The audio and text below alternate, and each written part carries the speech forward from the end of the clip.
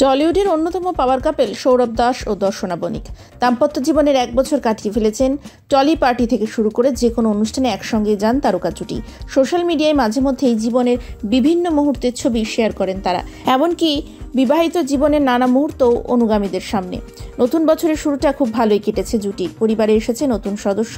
Social পেজে একগুচ্ছ আদরের ছবি শেয়ার করেছেন সৌরভ। নেট দুনিয়ায় অন্তরঙ্গ ছবি তুলে ধরেছেন সৌরভ।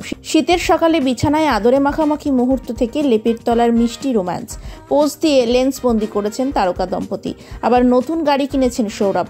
বাবা মা বোন দর্শনাকে নিয়ে পুজো দিতেও গিয়েছিলেন অভিনেতা। পরিবারের সঙ্গে কাটানোর সুন্দর মুহূর্তগুলো নিজেই সামনে আনেন। সঙ্গে ক্যাপশনে লিখেছেন, যেভাবে আমার নিজের মানুষদের সঙ্গে 2025 শুরু হয়েছে। একটি ওয়েব সিরিজের শুটিং চলাকালীন একে অপরের ঘনিষ্ঠ হতে শুরু করেছিল সৌরভ দর্শনা। প্রথমে বন্ধুত্ব, তারপরে তা পরিণতি পায় প্রেমে। টলিপাড়ায় তাদের প্রেমের খবর ছড়িয়ে পড়েছিল বেশ কিছু মাস আগে, যদিও সেই সময় জল্পনা উড়িয়ে প্রেমের প্রসঙ্গে তারা শিলমোহর দেননি কখনোই।